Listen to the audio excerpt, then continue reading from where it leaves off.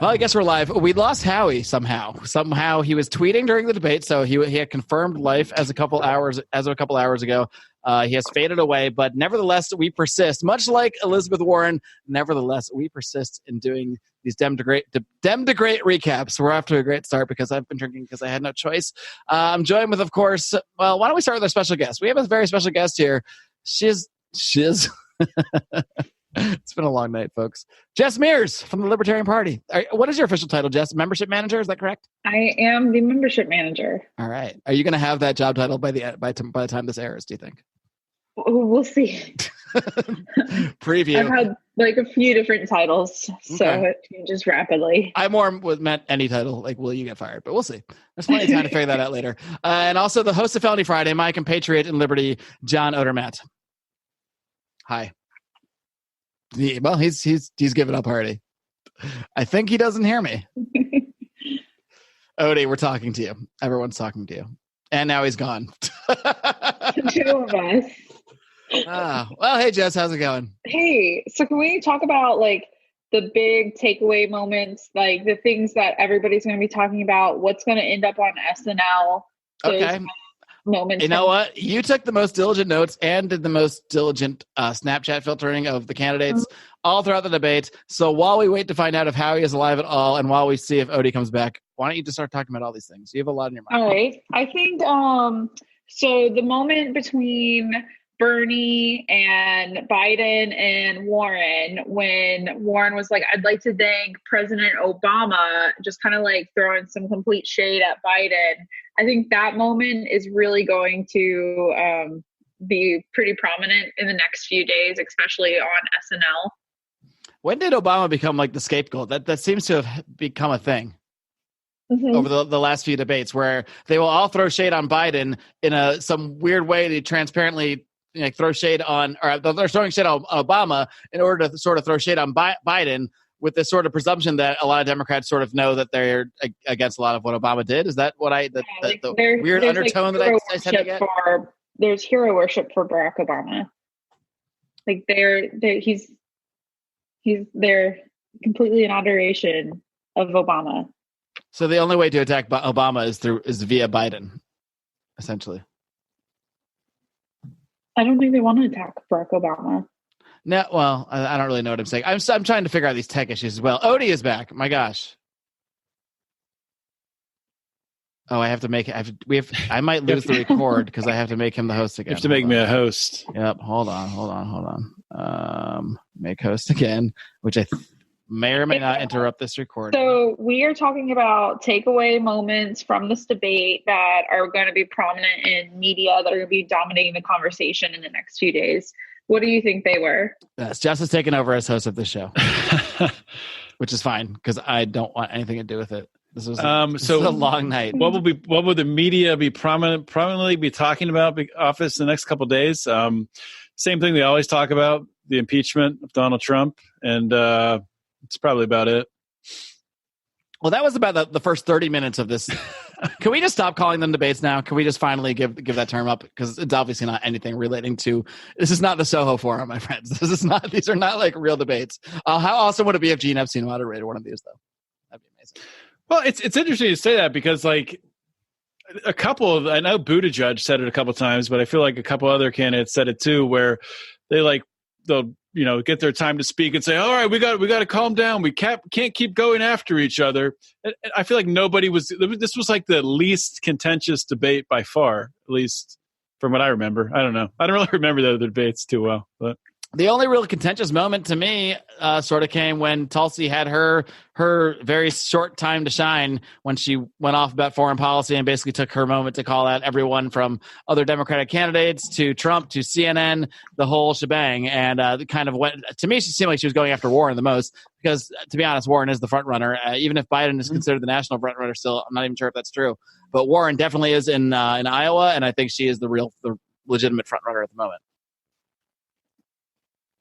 And my thoughts just blew everyone's mind. Thank you. So I definitely agree that Tulsi did try to take a moment to go on the offensive with Warren multiple times by asking about her abilities to lead as commander-in-chief. And it seemed to me a little bit like Tulsi kind of knew that this was possibly her last debate. And she seemed a little shaky tonight. And I don't think she really ever got a solid footing until the very final question, which she did fantastic with the final question. I'm shocked that Elizabeth Warren didn't seize on the whole thing about Commander-in-Chief to pivot to a Native American reference. I mean, how did she miss that opportunity? How did she miss that opportunity? As someone with Native American heritage, I think I am most qualified to be a chief of any kind. That's what I would have said. You have real Native American heritage, or no? That was me pretending to be Elizabeth Warren, what she should have said. Jeez. If I seem a little distracted, it's because I'm worried that Howie's dead. But every time I've worried that in my life, he hasn't been. So it's probably just passed out.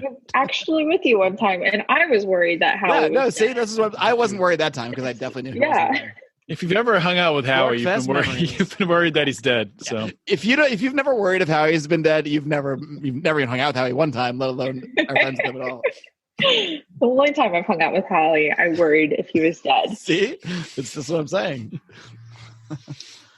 Anyway, I'd rather tell Howie stories for an hour than talk about this debate, to be honest with you. I was just, and maybe Jess will have the best insights because I don't know. Have you watched all the debates? Well, I took notes first of all, which I did as well. But no, I didn't watch the third debate because Tulsi and Marianne were not in it, and so I had very less interest in the candidates that were being presented.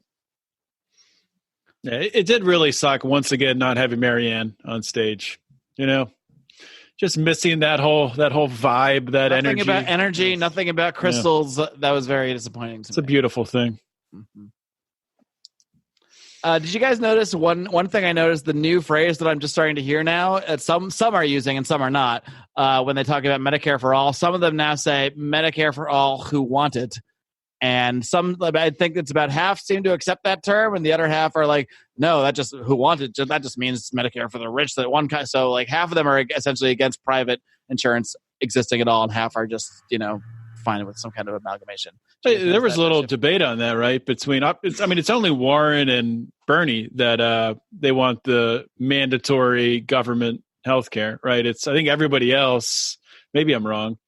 You might be Everybody right. else seems to want at least. When I say half, option. realize I'm not doing math at all,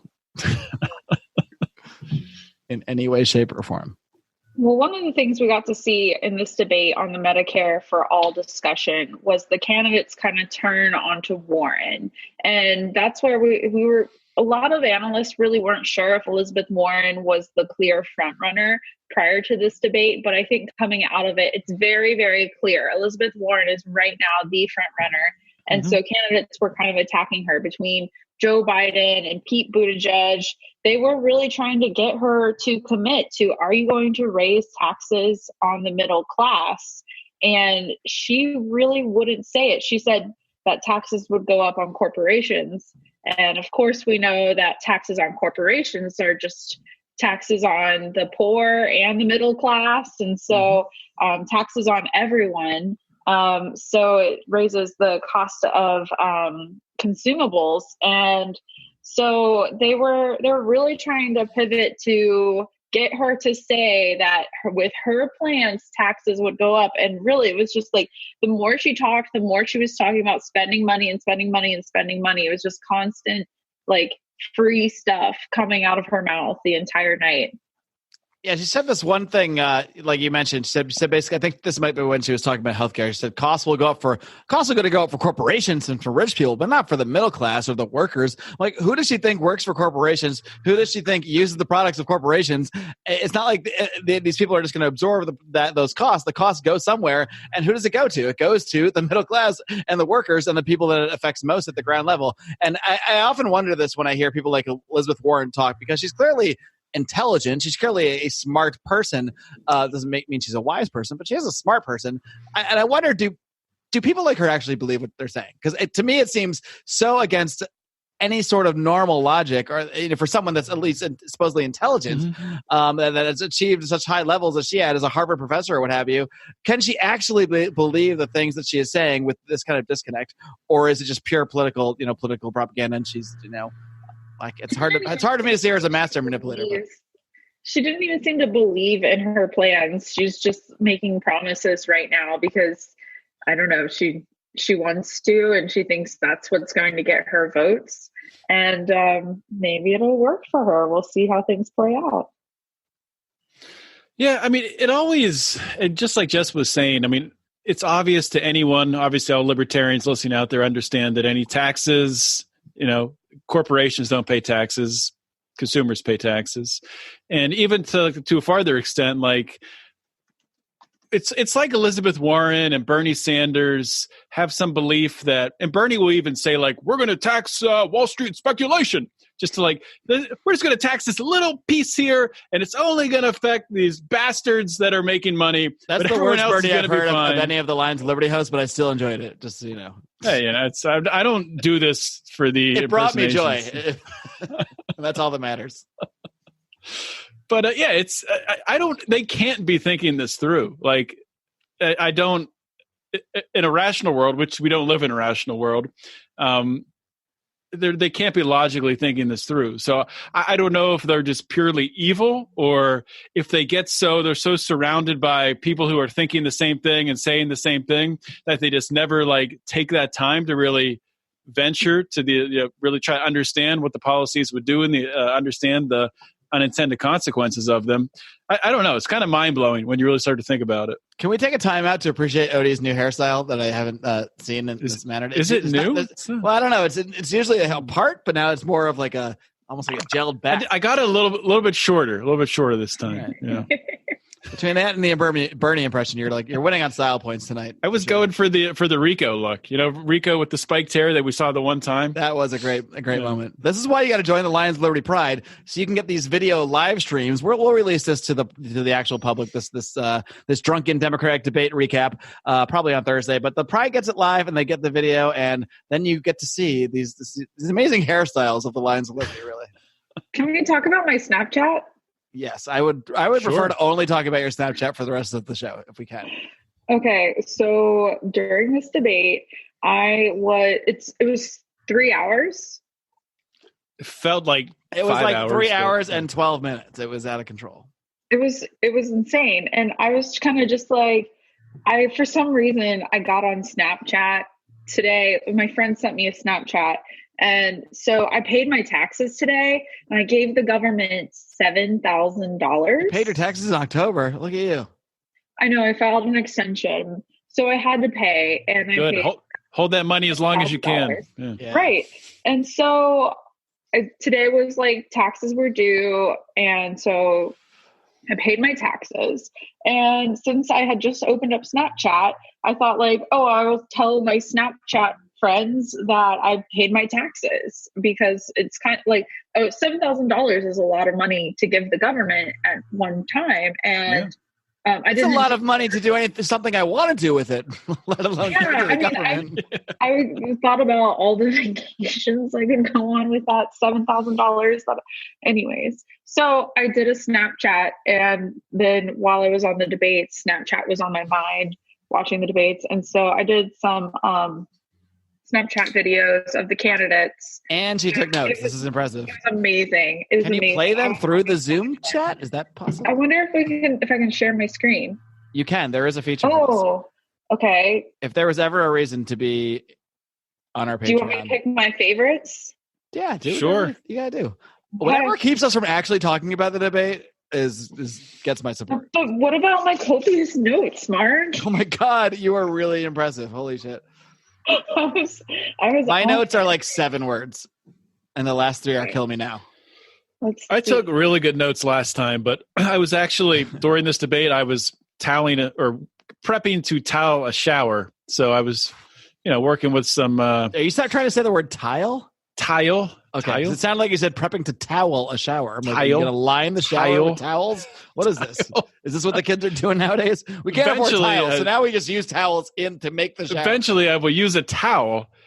I've had 3 beers, and for some reason, I'm slurring my words something's already. Something's happening. Jess is sharing. And are we seeing something? Okay. I'm seeing something. Tell me if it plays the audio. I think it should. Yeah. I think there's something you have to click to make it play the audio, but we'll find out if you did that. Is your screen cracked, or is that right now? Nothing's playing right now, right? Do we all agree on that? Right now, I have frozen. You're trying to play it. Okay, something's playing. It's going to make great audio for the front. Oh, nice. All right, I'm going to describe this. I see Cory Booker as a clown, and it's pretty damn hilarious. That was Cory Booker, right? That wasn't Brian McLean? Yeah. Just make it sure. Okay. He's the only bald one, right? The internet. I think so. The internet bandwidth. No. This is great. This is so much better than talking about the debate. Now we have Jess as a clown with, in the background, Julian. By the way, did they pronounce Julian Castro's name a third way? First it was Julian, then it was Julian, and now it's like Yulin. It's like they're pronouncing it different every time. That's right. Well, I don't have the Wi-Fi capacity for this. All right, so oh well, I think we got the point. You can post them, or you're not in the Lands of Liberty Pride. Maybe you should send us $2 and we'll let you in. Maybe we'll let you in since you're a friend of the show. I did tweeting of Snapchat. You know how many times Jess Mears could join our Patreon if she didn't have to pay $7,000 to the government? She could be the biggest supporter of all time. Imagine if that went all to us instead. No, the government has. Follow Jess Mears on Snap. Do people follow people on Snapchat? I'm not on Snapchat. I think you only follow hookers on Snapchat. How does it work? I'm pretty sure. So yes, follow Jess Mears. If you'd like to see my DNC debate Snapchats, follow me at just for the number Liberty. And I did a lot of tweet snapping. And so there's like all the filters I used on as many candidates as possible. I'm very impressed that you both took very extensive notes, which I have visually seen with my eyes on video, and also did all these video Snapchats at the same time. That's impressive. Yeah, I was trying to keep up with the debate. So we're still waiting on proof of life from Howie Snowden. He must have definitely asleep. Out. He thought the debate was an hour shorter, I think, because I said something on Twitter about the debate being half over. He's like, wait a minute, when does this end? And then he said something about being almost out of beer, which means he probably blazed through whatever beer he had and then he probably timed it just right to pass out at the end of the show. But unfortunately, when he thought the end of the show was the beginning of the show. It's actually the beginning, yeah. So jokes on the audience. Okay, so we had on our list of topics for this evening, most libertarian moment. Yeah, in quotes, because that often doesn't happen. But I think what do you have? I had two moments that I kind of really thought shined through. One was when Castro said that police violence is like also gun violence from something like that. And referenced a recent shooting of a woman in her home by a police officer. Yep. And I thought that was something that, libertarians could really applaud and agree with those comments from him.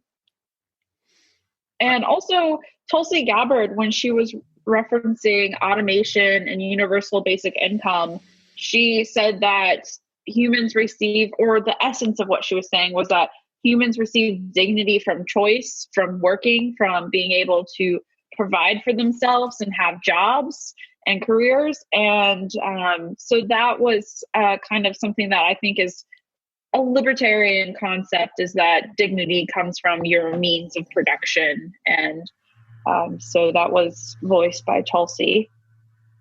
She did sort of go on, or maybe that was before it, to say like, well, UBI sounds like a good idea. So she's kind of like, she does say good things, and then they're kind of, I think her positions default back to sometimes not really, I guess, respecting the brilliance of some of the moments she does have. Sometimes there's a lot of a disconnect, I think, between her policies and some of the brilliant things, like you just pointed out, that she says. Yeah. Yeah, and I would say for me, aside from Kamala Harris and her Rand Paul name drop, which was surprising there at the end as her I missed her that one. BFF. That might have been one of the many moments that I'd stop paying attention. It was when they were going through like their most surprising friend or whatever, right. the last question. Can you recap that? Because I was Snapchatting during that. I don't remember Name all everyone's of them, friend. but, all I remember was Andrew Yang's trucker buddy, Fred. For some reason, that was a good one. That was one of the better ones. It was a good one. But like three of them said John McCain, obviously. That was Joe Biden. He's not allowed to be like, no, I hate this bitch. Klobuchar and I think someone else said John McCain. And Joe Biden, when he was recapping it, he was like, yeah, and John McCain, we used to say to each other, I would say, yeah, there's never been a war you didn't want to fight. And he'll say, yeah, Joe, there's never been a problem you didn't want to solve. And I'm like, yeah, that's probably not how that conversation went down. There's no exactly. way that conversation is how that happened. What about Beto O'Rourke? And who was it that Beto O'Rourke was in a car with? And they had like a a Republican congressman from Texas. Cory Booker had dinner with vegan Cory Booker, which is like his new catchphrase as the only vegan on stage. Is like it's going to be his T-shirt and his dinner with the steak eating Ted Cruz. Okay, but that's a lie, actually, because I do know for a fact that Tulsi Gabbard is a vegan. So Cory Booker needs to check with his. Why didn't she stick up for herself and say, "You're not the only one"? Everybody's a vegan until their health fails, and then they have to eat some eggs. Everybody's a vegan until they pass a Chick-fil-A. There's some I don't know if this is true or not, but something like 80 or 90% of vegans when they're drunk eat meat. I don't know. That's what I heard. It sounds accurate. It sounds legit. Here at Lions of Liberty News, that passes as news. Anyway, to finish the question. Is that a verifiable fact, Jess, that she's a vegan? Because I never heard her mention that at all. Or did she just not talk about it? Because she is a woman with grace, and she does not talk about her veganism all the time. Nothing to do with her politics, so why talk about it? But I do know this because I have friends. Did you spied on her and followed her around for several days? No, I have friends in New Hampshire that are going to her campaign events because there's a lot of free staters in New Hampshire that I'm friends with, and they recognize that Tulsi Gabbard does have some libertarian leanings and want to see how she develops as a candidate. And that's one of these things I think is so cool about the early states like Iowa, New Hampshire, Nevada, South Carolina. Recently, a state chair, Jake Porter, or a state leader, Jake Porter, I think he ran for governor of Iowa. He was talking with like somebody, like one of the presidential candidates was like on the plane with him or something. And just, it's really interesting how like these early states, libertarians can actually get influential in these campaigns by showing up at the events when there's maybe 30 people in the crowd asking libertarian questions. Like New Hampshire libertarians go to Tulsi events and ask like, would you free Ross? Like these are things that they get to hear the answers to because they just show up and go. So do you know if she has ever responded to that question? What's her answer there? Yeah, she says she would pardon Ross. Really? Nice. Yeah. Wow. Yeah, let's see if I can Google this. Tulsi Do you think any other candidate besides her knows who Ross is? Who knows? Like, literally at all? She said she would drop Assange's charges and pardon Edward Snowden. Yeah, I've heard that. I hadn't heard the Ross I think one. I knew that, yeah. Yeah. Oh, and same thing for Chelsea Manning. So let's see. I'm not going to try to confirm right now while we're on here. Well, if you can Snapchat just and take notes, I don't see why you couldn't do Oh, she said it on Joe Rogan's show. Really? Let's see. I will say on her Joe Rogan appearance, she did go in depth on like the military industrial complex and Dwight Eisenhower's speech. And I was really impressed by how deep she went on that. Cause that is not the kind of stuff any normal politician would even fake talking about. You know? Did they look up Dwight Eisenhower's speech on Joe Rogan? Of course, I've heard Jamie, look up this speech. I've heard Jamie look that up like 5 times. Of course. Yeah. No, that's of course. That's standard. And then they talked about DMT for 20 minutes. I wish. What if every candidate had to do DMT and then talk about their experience as part of a requirement for running for president? Let's talk about Beto O'Rourke then, because he used to be a hacker with a Beto O'Rourke's hacker group. I heard he also used to be a furry. Can we psychedelic confirm that? sockmonger or something. I heard that from only Howie, but that's enough for me.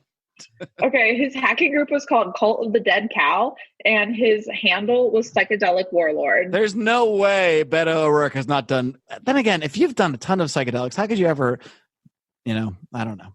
From what I hear about psychedelics on the internet, how could you ever wish violence upon people and want to go take their guns? But I guess that people like that just don't see that as violence.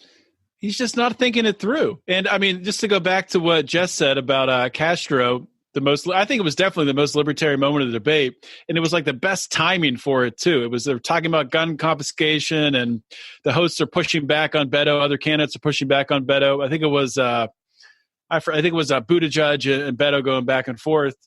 And Castro comes in and says, like, we don't need another reason for cops to be going to people's houses. And he points out that recent shooting. And it was, I mean, it had, I mean, it went out. I mean, the audience, I don't know if they applauded or not, but it had to go over well. I mean, it just was a perfect spot to put that in. This audience was kind of lame, I thought, throughout. They didn't pop at anything I would call a big moment that should be applauded, but, they're not. Well, we can bring up that there were no disruptions. And in the first two debates I watched, I don't know if it was multiple nights, but Black Lives Matter activists did disrupt the debates. And so there were none this evening in which town it was in Ohio. I heard they stopped that from happening by not allowing Black people into the debate. Is that true? Do you know? Wait, what? Did you guys ask the question? What? There was awkward silence there. Did you break up, Odie? No, I was reading a comment. Sorry, I made a joke about the Democrats disallowing Blacks from the debate, and everyone was silent. And then I thought to myself, well, I guess I shouldn't have made that joke. Jeez, Dave Smith gets away with this stuff all the time. Are you trying to say I'm not as funny as Dave Smith? All you have to do is just pipe in the laughter. Just pipe it in. I didn't sound Jewy enough when I said it. Is the problem? Now I said, no, it's over. Yeah, you just got to. I'm being canceled. Sure. Mark Claire, it's over. Mark Claire is canceled. So somebody just asked a question in our comments here on the Zoom webinar thing. As someone who didn't watch the debate, was Trump the clear winner of this one again? 3 hours. I tried to reply to that, and Zoom would not let me send a reply, which is weird. I don't think Trump was the winner. I just think it's really sad that looking at what we're going to be going into 2020, Donald Trump, impeachment, likely Elizabeth Warren as the front runner. That's the way it's looking right now. And who's going to win? It's definitely not America. That sounds like you should be running for president, Jess. I think Bill Weld has a good. Not you, America, unless you vote Jess. Bill Weld has a good chance to win now, right? He might at this point. How much do you guys want to bet Bill Weld ends up the Libertarian Party nominee? I mean, Jess, you can choose not to comment on this as the organization that you are employed by, but I really see this as a possibility, or at least an attempt at it. I don't know who's going to win it right now, so it's up in the air. Anybody could win it. Anyway, I heard something very interesting as I was doing my diligent preparation for this evening, that the polls at this point in Democratic primaries, at this point in the game, you have a 50-50 shot of predicting the front runner. So we've got Biden and Bernie and Elizabeth Warren as the front runners right now. Biden has been really kind of shaky in the prior debates, where I was concerned that this man's not going to make it into the following year. He's between his eye filling up with blood. But tonight I thought Joe Biden, I know it really happened though. Joe Biden seemed much better tonight than I've seen him before. He did seem a little more spry than usual. I'll give him that. Yeah, and mentally too. And as far as when it came to numbers, he was reciting numbers that sounded logical rather than just like mistakes. Rather than saying in 19-dickety-2 when I first opposed busing. And he didn't talk about record players tonight.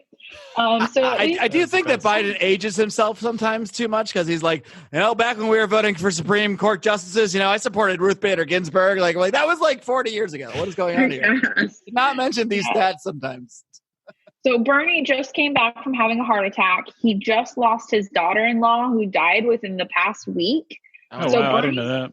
Yeah, so Bernie's been suffering a lot lately.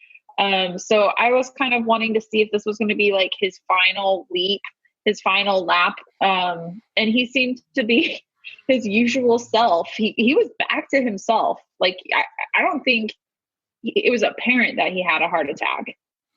I don't think it was either. And that's not really surprising. I mean, did he actually have a heart attack, or did they catch it and then put stents in? I believe he did have an actual heart attack, or at least they said that on one of the moderators did say that he came back from a heart attack. Because I mean, I know that surgery, if it's not like an actual heart attack that happens if they catch it beforehand, that can be like they do it and you're out of the hospital. Be considered a mild heart attack, Yeah. But I do agree that this was definitely Biden's best debate. He seemed with it. He didn't it seemed like the last debates, as the debates would go on, he would just, every hour he would be more and more confused and making bigger gaffes. But I don't know. I think he did pretty well. And I did. What do you guys think about this? Do you think there's not a coalition, but sort of like a truce between Bernie and Elizabeth Warren? Do you guys sense like they'll mention each other in their responses a little bit? Like, well, I think there's no Bernie doubt. says this. In my personal opinion, Bernie is running in order to sell another book and then give his toss of support to Warren. That's what I think. What do you think, Jess? It definitely doesn't seem like they have a lot of animosity between each other. It's more they're trying to possibly gang up to take down Biden now. They are playing for the same wing of the party ultimately. So I mean, their support isn't the same support as say a Biden or Buttigieg or a Harris. I think they're both battling for that progressive wing, but they're not really battling each other. They're sort of battling it together, and then one of them is going to fall, and one of them is going to take that. I think. Ultimately. Although Bernie did have the comment recently, I forgot about this. It was not during the debate a couple of days ago, where he called Elizabeth Warren a capitalist. I forgot about that. As an insult, to be clear. Yeah, as an insult. Purely an insult. The way we call each other statists. What a world. Yeah, basically. That's basically it. No, but we call each other statists like friends too, so maybe it was kind of like that, Like, oh, you fucking statist, Howie. Howie, you want an government asteroid protection program? What a statist. I love when Howie's not here to defend himself. Tonight we saw clearly, I think Elizabeth Warren had a really good showing. And when the other candidates tried to attack her, she kind of tried to hold her own, or at least it wasn't abysmal. She didn't get curb stomped like Tulsi did to Kamala Harris, bringing her down forevermore. But one thing we didn't hear about, and this is an issue I'm not fully up to speed on, is China and Hong Kong. I don't think that I was shocked that Hong Kong and China was not mentioned once. I thought that would take up like 45 minutes of the debate, asking about the NBA and free speech. I was absolutely floored that was not brought up. I couldn't even believe that. And all the LeBron James stuff. I mean, LeBron James comes out pretty much. Right How does LeBron James not get brought up at the debate? Come on. Middle America wants to hear about this shit. I don't know. I mean, I don't know. Maybe it's just my Facebook feed, but it seemed like my Facebook feed was just inflamed today with, anti-LeBron James stuff based on his comments coming out. Maybe that's just libertarians that are upset about it. Maybe the rest of the world doesn't give a shit. I can't believe how he's doubled down on his stuff too. He's like, he even said he doubled down, and then in response to his own comment said, "Hey, the NBA and the players have had a tough week." I'm like, "You've had a tough week? Are you guys serious?" Like. Yeah. It's just unbelievable. The disconnect is just unreal. Many people outside of Twitter sphere aren't exactly sure of the Hong Kong and China issue, and I know I'm certainly needing to get up to speed on it. I'm going to listen to Jen, the Libertarians podcast that she did on it. I think Jen does a phenomenal wrap up of the news and providing a libertarian perspective on issues. And Pete, that was not, if Pete's listening in the live chat, we're not only saying that because we know you're watching. That's not the only reason. Yeah, so I'm really enjoying listening to Jen's weekly or bi-weekly podcast that she's been doing. Jen, the Libertarian, is one of the other brave souls who has done one of these debate recaps with us, so we appreciate her as well. We need you strong Libertarian ladies out there to comment our way through these things, because Lord knows we're dying here. This is the first one where I just really, really felt demotivated to watch it. No, this is not the first one. The last one was that's a lie. Equally hard to watch. I'm not going to lie. It's going to get worse, I think. Oh, yeah. I know.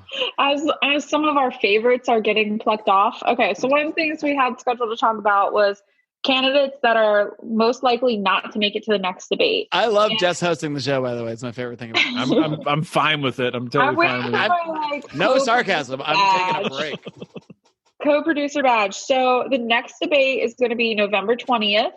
And the candidates that are slotted right now that have qualified, there's 8 of them. It's Biden, Booker, Buttigieg, Harris, Sanders, Steyer, Warren, and Yang. So we're waiting on Tulsi, Amy Klobuchar, Julian Castro, and Beto O'Rourke. They haven't made it yet. The criteria is 3% in 4 polls or 5% in 2 polls that are in New Hampshire, Iowa, Nevada, and South Carolina, and 165,000 unique donors. So my guess is Steyer is just pumping money to get on the right polls because no one knows who he is. But did he only talk once tonight, or did I just miss every time? Are you kidding me? I thought he would never get off my TV. We had totally different experiences. Is this like when two people take a batch of mushrooms together and there's like two totally different things happen? I swear this guy was never off my TV, and he kind of reminded me of like a cheerier, nerdier Bill Weld. Does anyone else get that? And was he wearing like some sort of some tint on his face, or was that just my phone I was watching on? He was wearing like a weird like tannish tint. I don't know. It was Everyone odd. was looking like different through my Snapchat filters. Was he wearing clown makeup, or was that just a Snapchat filter? I'm not sure. It was great. A little bit of both, maybe. Hey, how about what a warmonger Pete Buttigieg is, by the way? Yeah. I mean, this Tulsi called him out on it. I know. That was my favorite. He squirmed out of it. Maybe most libertarian moment, or when Tulsi really had her whole rant about foreign policy. She said, she did 2 things right away, and I thought she was just going to say bring the troops home, and I was impressed that she went into more detail. She actually said end sanctions and went into a whole thing about how those are harm the people of the country and whatever, and I thought that was awesome. And then she went to stop. She didn't just say bring troops home. She went and started talking about stop supporting terrorist groups and describing the groups that we supported as terrorist groups, and really getting into the weeds on stuff that arms. Yeah, supporting, sending them arms and all that stuff. So I really like that, and I like that she specifically multiple times called out Elizabeth Warren. So she's clearly going after Warren as in some ways the front runner, and really calling her out. And Warren, really, boy, has anyone ever danced around supporting war more than Elizabeth Warren? She responded to Tulsi by saying, "Oh well, first of all, we should absolutely get out of the Middle East," and like does the pause for applause, which she didn't even get that big of applause because Democrats aren't really anti-war anymore. And then she's like, "But." And then she moves into this whole thing attacking Donald Trump's foreign policy and how we have to stick around and we can't abandon our allies, yada, yada, yada, goes into the exact same bullshit neocon rants you hear from everybody else. She just does it in her stupid, I'm a school teacher, librarian, whatever kind of way. And, it doesn't sound as scary, but it's the same exact argument. So, I mean, really, I like that Tulsi put her specifically on the spot because I can't really say I've heard her say much on foreign policy or nothing else that has really stood out to me a lot. And that really exposed her to me as, I already know she's a phony, but that exposed her as a true phony on that issue. What's the deal though? Like when it came back to Tulsi, like she did that whole rant, and then maybe it was the next question or like she was responding to someone else, and she was against Trump pulling out now though and deserting the Kurds. It sounded like I was a little confused by that. Maybe in just the way that he did it. I don't know. I think she was saying, yes, the Kurds are getting fucked, but it's because of the entire foreign policy that goes back further than Trump. I didn't get the sense she was actually advocating against pulling. The thing is, we're not pulling them out of Syria. We're just moving them around a little bit and whatever. But I didn't get that sense that she was actually saying, advocating for them to stay. And nobody even commented on the fact that now the Kurds are aligned with Assad, who Assad is essentially bad. And the Kurds are my Kurds. Now we're supposed to support my Kurds who are friends with Assad. This is so confusing. I don't understand. Like who? I think Jess's shitty Wi-Fi is getting her caught under the undercurrent. So Jess, we'll concede the floor. Okay. Do you want to get into the New York Times smear article? I haven't read it, but I know the gist of it. Yeah, I do. I don't want to. I want you to. I don't read any articles. So yeah. Oh, so you want to set up a topic and then not be the one to detail it. Well, I didn't read the article either, but I do like that she brought it up. She brought up this article. It was New York Times. I think there was another one she referenced that basically painted her as a Russian agent, yada, yada, yada, Assad toady. And she was just using it as an example to point out how the media and like mainstream organizations like the New York Times, like CNN, who she called out specifically on their network, which I thought was awesome. That was awesome. How they are despicable in their portrayal of her and her positions because she's anti-war. She's a Russian agent. I mean, that's I think she's right to call them out on it. And as not libertarian as she is on so many other things, I can't help but still enjoy those small aspects and those moments of her when she does in some small way, not the same way, of course, remind me of Ron Paul, just the way that she is not afraid to call out the masters, so to speak, the people that are actually airing the debate. She's not afraid to attack them. This is when one of you guys talk. You needed a drink after that one. What are you drinking, by the way? Oh, we never talked about our drinks. I'm drinking. It's called it's actually a Scorpion Bowl IPA. Sad story of capitalism running. Wait, you're drinking an IPA? I know. I don't normally like IPAs. Oh my God! I tried this one at my local liquor store. I liked it, and I've gone with it. It's 7.5, so it's still pretty strong, but it tastes good. And sadly, this was I was going, and like all the shelves were empty. And it turns out this liquor store that I've been going to for a couple of years, when I walk my dogs, they like go inside because the owners has given them Slim Jims and stuff. So like, they have a place in my heart. And they're closing because their place is being sold not because of capitalism, it's a swerve. It's really because of the new Rams stadium that's being built, which is it might be a result. I think that is actually warfare then. What's that? Stadium welfare involved. No, it's the other way around. The whole area is just becoming so. This is the area I live in, but luckily they have not raised my rent because I have an awesome family that rents to me. But businesses and that sort of thing, when their leases are coming up, the new lease is going to be 3 times as much or whatever because the land and the whole area is becoming very expensive because it's right by what will soon be the new stadium, the football stadium. So it's driving a lot of small businesses out. But I believe the owner is paying for it largely himself. But let's be honest. The whole sports thing and all stadium things are all tied into the state and all these things. So, where is the new Rams stadium? Aren't you still like in Venice and a half area? From my house. No, I live not in Inglewood. I live right next to Inglewood, and the stadium's in Inglewood. So it's about a 3-mile bike ride from where I live. Anyway, that's the story about my liquor store drinking one of my favorite beers, Victory Summer Love, which only have a few left. Summer beer, but it's delicious. What about you, Jess? What are you drinking? Straight moonshine? I'm drinking water because I'm trying sobriety. Oh, Jess. I know. Well, now we have to stop the show and re-record with someone who's been drinking. Well, I'm sure you're whatever. We don't need to talk about it. I'm sure you're doing fine over there. in some way, shape, or form. Heroin is what I'm referencing, obviously.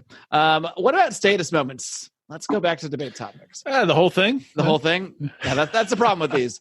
It's really hard to pick one. But I actually had a couple, and I wanted to point one out specifically. It's not a phrase. Specifically because you think we all usually go pretty light on Andrew Yang because he's a funny guy. He doesn't seem like a normal politician. He seems kind of pretty likable, aside from the actual positions. But and Andrew Yang did say a few good things tonight, legalizing heroin. But he said something within that. Wait, he said, what did he say? He was for. Did I miss that? Well, he agreed he was for legalizing, personal usage of opiates, including heroin. It was a debate. It was a question that was asked to him, and he confirmed, "Yes, I am for that."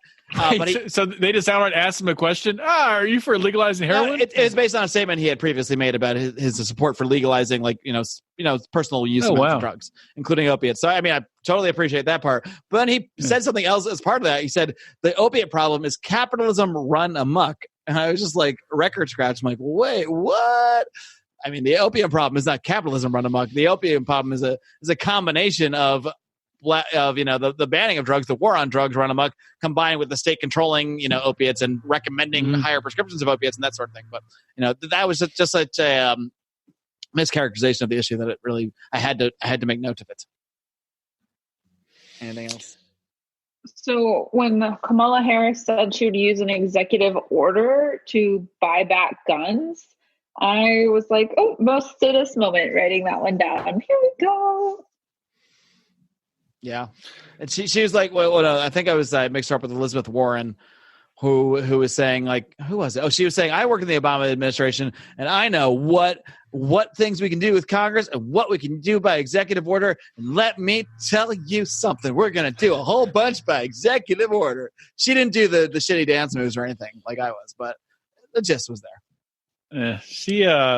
It's a shame, Kamala Harris, she checks all the boxes to be, the front running Democratic candidate. She's a woman. She's a minority. She's very well spoken. Except she's well spoken in terms of, she can make sentences, but she has and I might get crushed by this by our female listeners. I don't know, but she has a bad case of the old resting bitch face that it's just, it's hard to get over. It's hard to get over that. I don't think our female listeners will be upset by it. I don't know. Someone would that upset you, Jess? I As don't a know. female listener, please comment.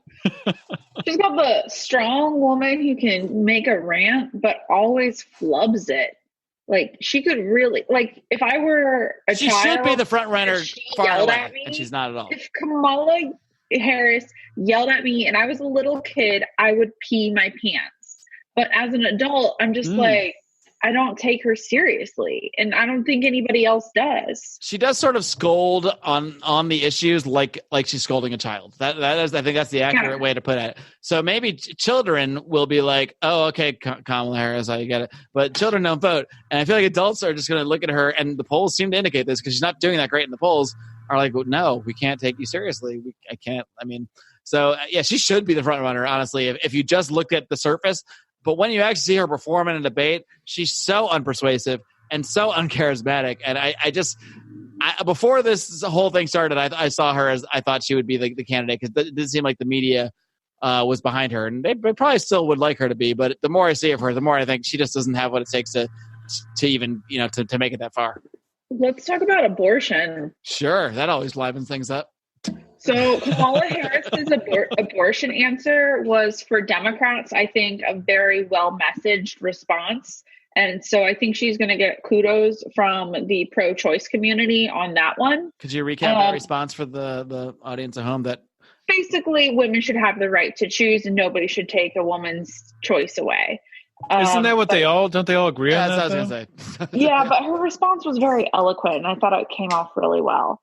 But did you Snapchat that response? I might have. I did so much Snapchatting. Tulsi said that she does not think abortions in the third trimester should be legal, which floored me. I couldn't believe I was surprised to hear her go out of her way to say that. Yeah, I was. Yeah, so I think Tulsi's toast.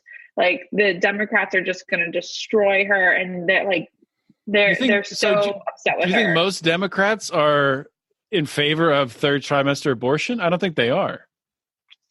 I think the Democratic Party has gone so far left and on abortion. Even the DNC chairman says that they are 100% pro-choice, that nobody should take away a woman's right to choose. And so I think abortion has been really a Democratic Party issue that they have swept up and made their issue. And they're trying to coalesce female voters around pro-choice. But do you think the average Midwest, the blue state voter that ultimately the Democrats have, not blue state voter, but let's talk about Iowa. Women in Iowa. That's what's going to determine so much of this election. That's what I mean. Do they feel that way? I feel like the third trimester tri-abortion. This is why drinking makes it so much more fun. I say things like tri-abortion. It's when you have 3 abortions at once. It's really it's actually shockingly legal in Alabama. I'm not sure why, but that's actually on their books. It's the only kind of abortion that's legal. So if you have 3 that we consider it a discount, it's such a good deal that we have to allow it. I forget what I was trying to say. Oh yeah, I don't think most Americans cling to, especially the of the states the Democrats need to win to defeat Donald Trump, cling to that far of a view of abortion. In fact, I think a lot of them are turned off by people that would say that third trimester abortion should. Someone else talking about this because I can only say tri-abortions. Voters are. The show is a tri-abortion with the 3 of us. That's the title of the episode. Yes, it is. The tri-abortion. I think abortion is definitely an issue that splits voters, and it's going to be coming up again. In 3 ways. Right now, they're oh my God. They're kind of really not making abortion a huge issue at the moment because it's going to be a wedge issue later in the election when it's red versus blue. So it's not the biggest deal right now. They're more talking about Medicare for all. But we're going to see it later in 2020. It's what's crazy is we're still a year out from 2020. And the 2020 debates between the presidential candidates don't start until September, late in September. And they're every single week. It's ridiculous. Yeah, there's 3 weeks in a row. Yeah. I'm just frightened about. We're going to have to divide those hosting duties 3 ways. We're going to have to try abort those duties. we're a little less than a year out from when we see the hopefully multiple candidates from from the parties. Hopefully we'll have multiple candidates in the debate. Why don't we pivot to that side conversation for a minute, Jess, since you are one of the very few paid employees of the Libertarian Party. And when members sign up at lp.org/Lions of Liberty, they can rest easy knowing that not only do we here at Lions of Liberty get a small kickback from that, but some of that salary will go towards you and your efforts for liberty. So what a wonderful thing that is. So why don't you give your thoughts on it? I can guilt trip this even more. Come here, Kevin. Please do. Come here, Kevin. Oh my God, we're getting dog. Jess is talking to her dog. Whose name is Kevin, by the way. This is Kevin. Named after Kevin McAllister from Home Alone, I believe. If you would like to have Kevin live his best life, please. I thought you were about to sell Kevin. If you'd like to have Kevin, he's available for about $600. If you'll donate today, you can own Kevin. You could. He's really a bad dog. How much would someone have to donate to the LP to have Kevin? Oh my gosh. I think if they just told me they'd take really good care of him and give him a backyard. No money even? What? No. Not doing a good sales job here, Jess. So anyways, if you join the Libertarian Party at lp.org/Lions of Liberty and become a dues paying member, and I'm going to pitch why people should join the party right now. I'm just going to hijack your program. This is what I set you up for, of course. Wonderful. So the Libertarian Party is America's fastest growing political party. It's the only party that's poised to take on the two-party system in 2020. We're going to have 50 state plus DC ballot access. We did it in 2016, so it's going to be the second time around in 2020. And if you want to see the Libertarian Party grow, we need your resources. It is a third political party. And the one thing that's really holding the party back is financial resources. We have a lot of things we need to do. Our website needs to be refreshed. We need some additional team members for things like communications. Those are things that are right now just being staffed by multiple people. So if you could join the party with a modest donation of $25, we ask for a $25 donation once a year.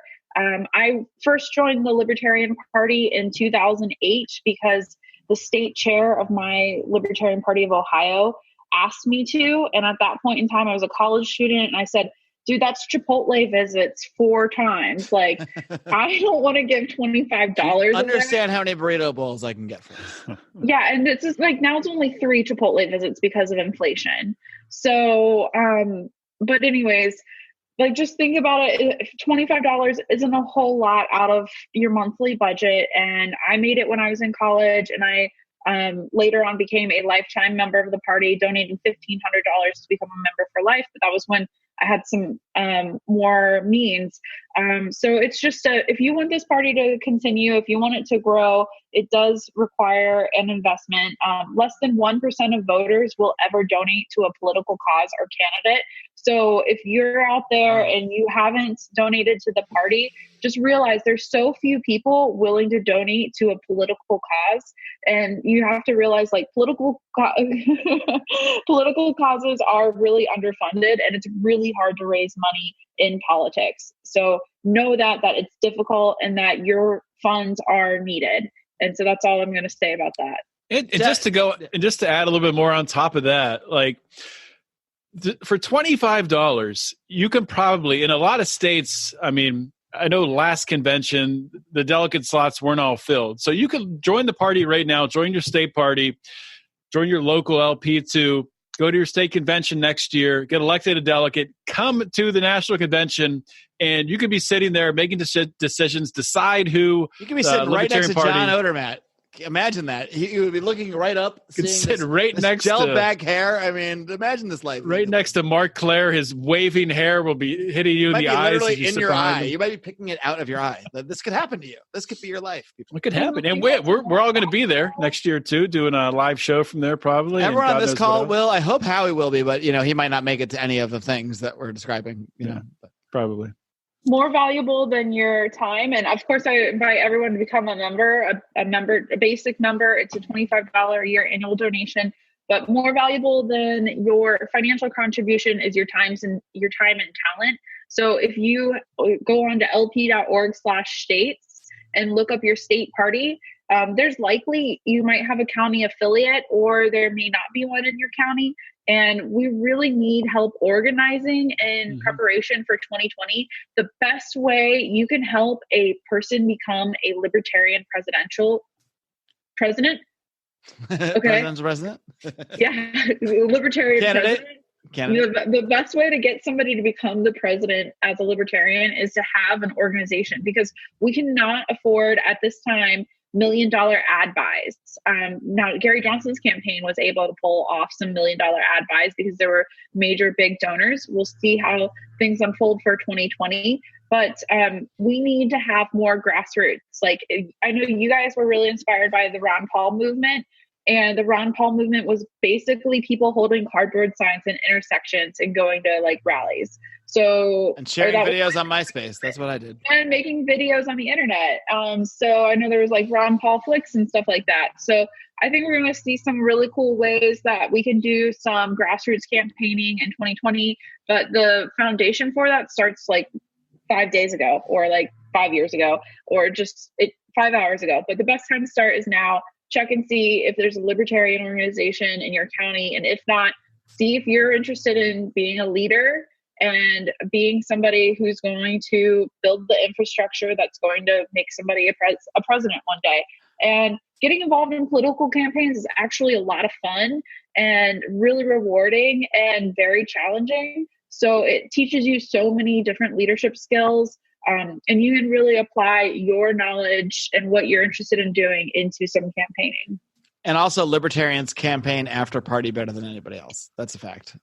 That cannot be denied. We have fun. Yeah, and there's an open bar. Not open bar. You got to pay for your drinks, but there's a bar at the convention. You just walk outside, get a beer. Yeah. There gosh darn better way this year. Jess, I'm curious, like, just one thing on the same topic. What you mentioned, like the possibility, hopefully other candidates. What are the actual, like, what is the pathway to actually getting, like, say, a libertarian? I think if any candidate is going to get into a debate, libertarian would be the most likely of the other candidates, unless someone super rich somehow runs as an independent. Like, what is the pathway for that actually happening? Is that something that you actually think can happen if we get enough support, enough people or whatever you behind this movement? Yeah, so there's a lawsuit, and that was not successful with the Commission on Presidential Debates. So right now, what we're going to need is a presidential candidate that is meeting the polling threshold. In 2016, it was 15% in multiple polls.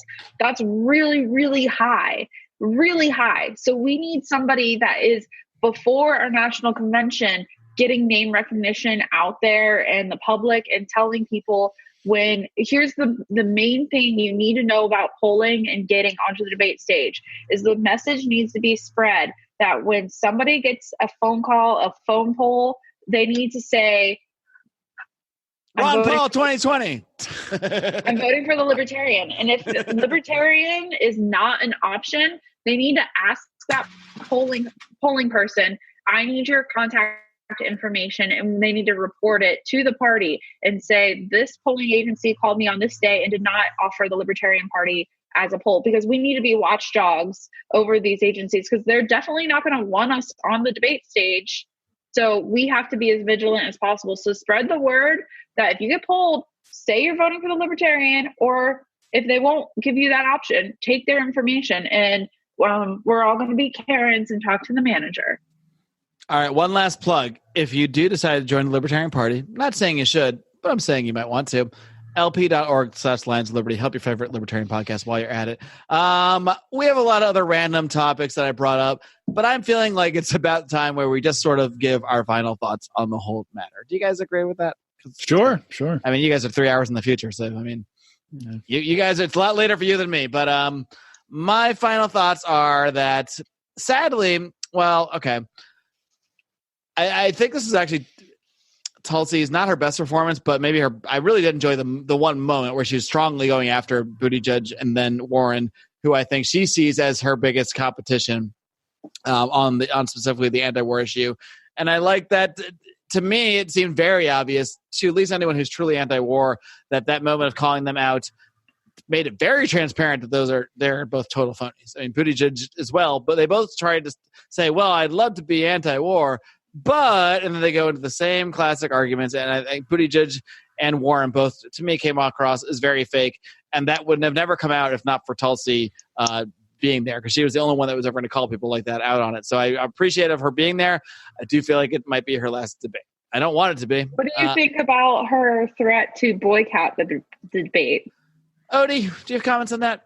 Yeah, I thought that was excellent persuasion. That's how you get your name out there. She got some headlines from it, and she ended up participating. So I thought that was a good move. It can't hurt because she did get headlines and she was still on TV. I think it would have been foolish for her to follow through, but I like that she threatened the boycott, did it, the debate anyway, but then called them out live. But who knows what'll happen after this? I think they would love to not have Tulsi in debate. She might make it if she, they can't deny her if they set a criteria and don't change the criteria and she meets it.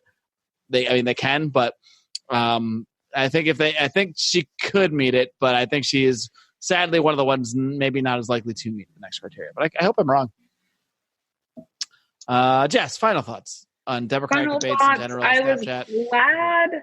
Okay, yeah, definitely check out my Snapchat that I did on Twitter because it was so fun and hilarious. And there's one where it's like the baby filter and it's Elizabeth Warren, and it's just amazing because she's so polished and it's like looks like she's a 13-year-old. So that one's great. And has the policies of a 13-year-old, but whatever. And my final thoughts were, I was really glad this wasn't a debate about Trump all night. This was more of it was about the first 30 minutes, and then they kind of let it go. Yeah, it was more challenging with their ideas, and it was really flat, quick debate. We're losing Jess to bad Wi-Fi, I think. For the most part, about Democrats challenging their ideas rather than talking about Donald Trump. Oh, and I'm done. So great. I think that worked out. I think we all got the gist. You were a little breaky-uppy for me, but yeah, it broke up a little bit for me too. But they got the gist. People know what you're saying generally. It wasn't about. It wasn't too much Donald Trump. Just enough. It was just enough Trump. And my final thoughts are, I don't know how I'm going to do another. You already gave your final thoughts. What about my final thoughts? Perfect. Thank God. I knew I was forgetting someone. I was like, was it me or was it Odie?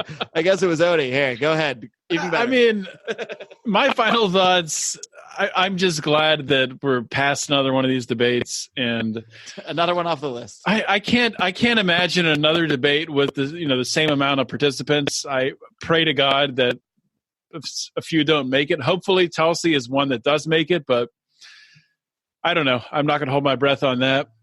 I think it's clear that the front runners are pretty well defined in Warren, Biden, Kamala, and Bernie. But I think Bernie is more, as we talked about earlier, sort of just a push and a face to be to back and endorse the Warren campaign eventually. And I mean, I don't know if we're giving our final takes on who we think the nominee is going to be. I was actually going to say, why don't we toss in and I'll go back to you, Jess. Why don't we toss in just do you think any of these candidates could beat Donald Trump, and who do you think the nominee will be? Just too quick. Do you want me to do mine now? Or? Yeah, since you're already talking, why not? Okay. I would say right now, I don't think any of them have a chance of beating Donald Trump, save an economic collapse. Especially, I think impeachment makes it even harder for them to beat Donald Trump because it's just going to coalesce his base so much around him. I think that Elizabeth Warren is the clear frontrunner, and I can't really see anyone beating her unless something really changes. Biden does. I mean, I don't think Biden has it. He's losing steam. Bernie, we talked about everything he's going through health-wise with, things going on in his family too. A lot he's dealing with there, and he just doesn't. Even though he seems to push this energy, the Bernie energy, he doesn't have it. So I used to be pushing the Kamala Harris train, thinking that's what it was going to be, but she is just so freaking unlikable. It's hard to predict how bad she would truly be. Unless she gets a personality transplant, which maybe that's possible. I can't see her turning around. If Sultan Ishvan has his way, that will be very easy in the future. Jess, answer those questions.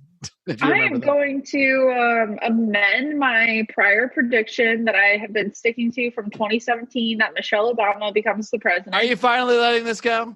I'm amending it to Michelle Obama becomes the vice president with Elizabeth Warren as president. I think that's even more ridiculous theory than I think that's going to happen. There's no way Michelle Obama is jumping in as vice president. If she did jump in the way you were predicting in the past, I think it would be as the presidential candidate. There's no way she's doing backseat. Yeah, the vice president candidate's got to be weaker than the presidential fake Native candidate. American lady? Are you kidding me? Come on. There's no way that the Democrats are going to be able to defeat Donald Trump. And Michelle Obama is the most popular woman in all of America. And that's why she would only be the nominee were she to do it. There's no way. Yeah. Okay. Well, then maybe I'll stick with my prediction. Stick with be true to yourself. Stick with your original thing. I came out with it in, I think, January of 2017. Michelle Obama, President 2020. All right. Well, we'll see. She's going to be on that ticket. I'm going to say, since I didn't answer these questions earlier, I do. Okay. Well, we're going to address one more thing. Do you guys think that Hillary Clinton will get in? Because I didn't think this is possible until her recent statements in the last week or two. She has said a couple things, and maybe she's just being Hillary Clinton and trying to get headlines, but she said a couple things that sort of imply that she feels she could come in and take this thing no problem if she wanted to. And she might be able to, honestly. Sadly, she probably could. I don't know. I don't know. Why else would she be saying this stuff? I mean, what else does she have? Does she have anything to gain from inserting herself now and going back and forth with Trump on Twitter? Maybe she's testing the waters. Sure seems like she's getting ready to jump in. I don't know. I don't think she'll win the nomination, though, if she does. I think it would be the worst thing that could happen to I think Warren could stave her off. I think that she would kill Joe Biden, though, maybe literally, if she jumped in. She would literally push him in front of a train. Any thoughts on the Hillary Clinton thing? I never named my answers. Jess? She's not coming back. Okay.